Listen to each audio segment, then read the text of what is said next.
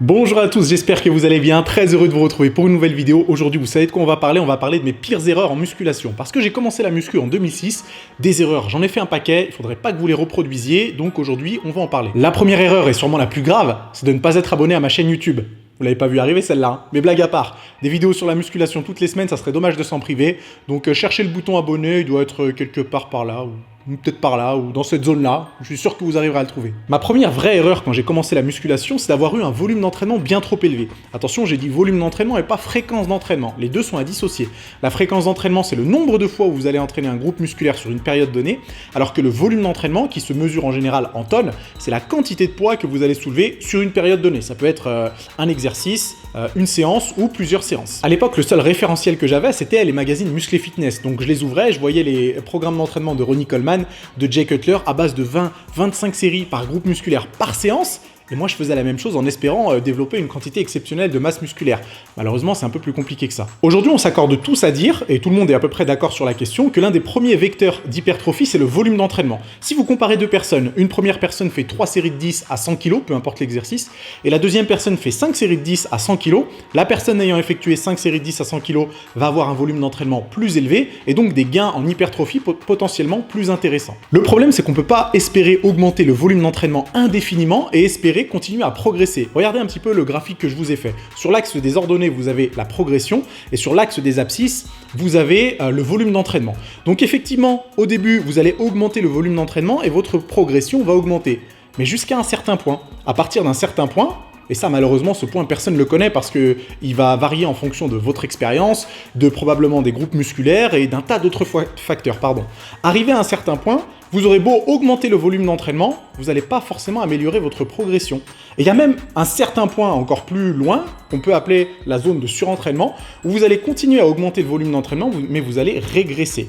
Alors attention, à cette zone-là, vous n'avez que très peu de chances de l'atteindre, mais quand même, si moi, à l'époque, quand je faisais mes 20-25 séries par groupe musculaire par séance, j'étais clairement dans cette zone-là, donc dans la zone où mon volume d'entraînement était bien trop élevé pour provoquer une progression encore plus intéressante. Donc clairement, j'aurais pu avoir exactement les mêmes résultats en divisant le volume d'entraînement par 2, voire même par 3. Imaginez le temps que j'aurais pu gagner, sachant qu'à l'époque, je devais passer entre 1h30 et 2h à la salle de sport. En divisant mon volume d'entraînement par 2 ou par 3, ça m'aurait fait des séances beaucoup plus courtes et j'aurais pu utiliser ce temps pour mieux travailler sur ma diététique, apprendre l'anatomie, etc., etc. Donc en clair, si vous êtes débutant ou très peu expérimenté, n'allez pas copier le volume d'entraînement de personnes qui ont 5, 6, 10, 15 ou même 20 ans d'expérience à la salle de sport parce que ces personnes-là, compte tenu de leur expérience, vont être obligées d'augmenter le volume d'entraînement en augmentant le nombre de séries qu'ils effectueront pendant leur séance de musculation. Ma deuxième erreur, et ça vous allez peut-être la trouver bizarre, c'est de m'être obstiné à vouloir coûte que coûte effectuer les exercices dits indispensables.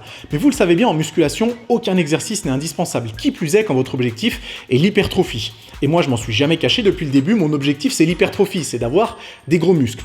Et pourtant, quand j'ai commencé la musculation, chaque début de séance pectoraux, je devais effectuer du développé couché à la barre. Chaque début de séance jambes, je devais effectuer du squat barre sur la nuque.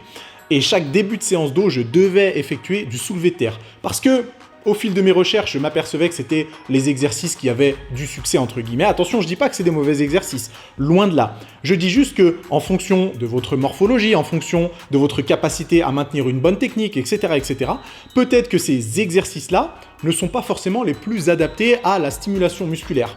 Peut-être que vous pourriez utiliser des variantes, ou en tout cas moi, j'aurais pu utiliser des variantes qui m'auraient procuré une meilleure stimulation musculaire et moins d'inconfort entre guillemets. Parce que clairement, le squat, barre sur la nuque, sans les pieds surélevés, pour moi c'était un calvaire. Je sentais presque rien sur les quadriceps, je sentais tout dans les fesses, tout dans les lombaires. Alors j'ai eu un peu de chance, je me suis jamais blessé, mais je pense que j'ai même eu beaucoup de chance.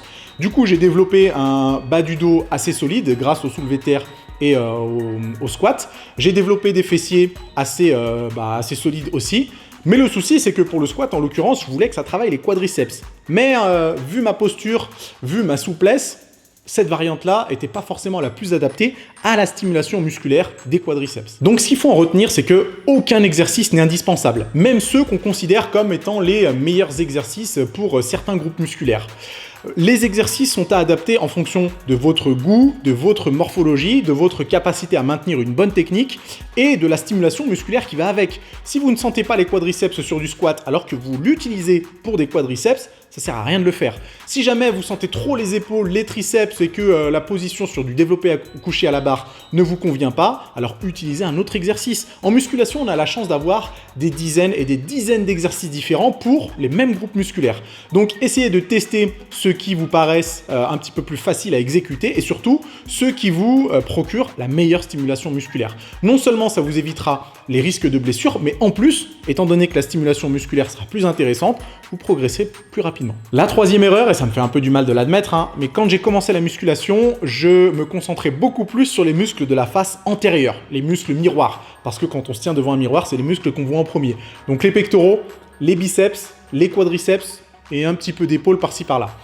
Le problème, c'est que les autres groupes musculaires, le dos, les ischios, les mollets, les triceps, l'arrière d'épaule, les trapèzes, je les travaillais quand même, mais pas avec la même concentration, pas avec la même intensité, et honnêtement, ils étaient un petit peu derrière. Donc il y a des groupes musculaires sur lesquels ça se voit encore, comme les mollets, les triceps, et il y a des autres groupes musculaires où j'ai réussi à rattraper un petit peu le retard, entre guillemets, c'était pas vraiment un retard, mais où j'ai su rectifier un petit peu la donne, comme les ischios et le dos. Mais je pense que honnêtement, et très honnêtement, si j'avais commencé, et là je parle des mollets, si j'avais commencé à travailler les mollets avec autant de sérieux que je travaillais les biceps et les pectoraux, ça serait toujours probablement un point faible, mais pas autant que ça l'est aujourd'hui. Et ça, je le regrette encore. Donc, le conseil qu'il faut en tirer, lorsque vous commencez la musculation, travaillez tous les groupes musculaires, sans exception, tous les groupes musculaires, avec la même concentration, avec la même intensité et avec le même désir de progression. Et même s'il y a toujours des groupes musculaires sur lesquels on se sent un petit peu mieux, pour moi c'était le cas sur les pectoraux et les quadriceps par exemple, il faut apprendre à contracter les muscles avec lesquels vous êtes un petit peu moins à l'aise et vous allez voir qu'au fil du temps, non seulement vous aurez un physique bien plus développé, mais vous aurez peut-être probablement toujours des points forts et des points faibles, mais la différence entre les deux sera bien moins importante. Erreur numéro 4. Lorsque j'ai commencé la musculation en 2006, je ne connaissais absolument rien à l'anatomie. J'ai imaginé que j'ai appris l'anatomie en 2010, lorsque je passais mon diplôme d'éducateur sportif. J'ai commencé mon diplôme en 2009, mais disons que je connaissais bien mon anatomie à peu près en 2010. Donc j'ai fait 4 ans de musculation sans rien connaître à l'anatomie. Alors encore une fois, merci à j'ai un bon schéma corporel, c'est-à-dire que j'arrive bien à gérer les exécutions lorsqu'on m'explique un tant soit peu les problématiques des exercices. Mais c'est pas le cas pour tout le monde.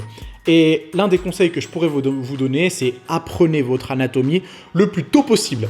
Et certains d'entre vous se disent, mais j'ai pas que ça à foutre moi d'apprendre l'anatomie, tout ce que je veux c'est avoir des gros muscles. Mais c'est pas si long que ça et ça demande pas autant d'investissement qu'on pourrait le croire. Apprendre les insertions et les actions des groupes musculaires principaux, en tout cas des groupes musculaires que vous allez travailler à la salle de musculation, à tout casser, ça vous demande quelques heures. En quelques heures, vous pouvez tout apprendre et tout connaître sur le bout des doigts. Et croyez-moi, le fait de connaître les insertions, c'est-à-dire l'origine et la terminaison de chaque groupe musculaire, en plus de leur fonction, c'est-à-dire que le grand pectoral, par exemple, il va provoquer ce mouvement-là sur l'humérus, le deltoïde antérieur, il va provoquer ce mouvement-là sur l'humérus, ça change absolument tout à votre rapport aux exercices de musculation. Vous ne faites plus des exercices de musculation parce qu'on vous a dit de les faire, vous ferez des exercices de musculation parce que vous comprendrez que c'est grâce à ça que les points d'insertion vont se resserrer, que ça va provoquer une contraction et que ça va provoquer un étirement.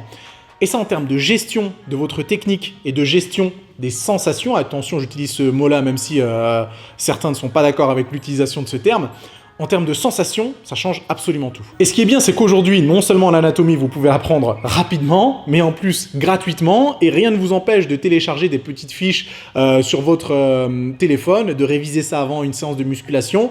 Croyez-moi, c'est un investissement à faire et c'est un investissement qui payera sur vos séances de musculation, non seulement en termes de sensations, donc de recrutement musculaire et de progression, mais aussi en termes de prévention de blessures. La dernière erreur, qui n'est pas forcément une erreur, c'est plus un regret, je regrette de m'être limité uniquement aux séries de 12. Mais encore une fois, c'est ce que je voyais dans les magazines Muscle et Fitness, 4 séries de 12 par-ci, 4 séries de 12 par-là. Et je vous rappelle que quand j'ai commencé en 2006, on n'avait pas tout le contenu sur Internet qui est disponible aujourd'hui. On n'avait pas accès aux études scientifiques. On ne pouvait pas savoir que telle ou telle fourchette de répétition pourrait aussi fonctionner. À l'époque, entre guillemets, les séries de 6 c'était pour de la force, les séries de 12 c'était pour de la masse et les séries de 20 c'était pour de l'endurance. On sait maintenant que les choses sont très différentes et qu'on peut prendre du muscle avec à peu près toutes les fourchettes de répétition, à condition qu'il y ait quand même une certaine intensité. Vous ne pouvez pas faire des séries de 200 et espérer prendre du muscle. Mais disons qu'entre 5 et 20, vous pouvez très bien prendre du muscle. Et je regrette de ne pas avoir expérimenté toutes ces fourchettes de répétition. Alors attention, je ne dis pas que les séries de 12 sont inefficaces, bien au contraire, c'est hyper efficace et j'ai réussi quand même à avoir de super gains musculaires avec cette fourchette de répétition-là.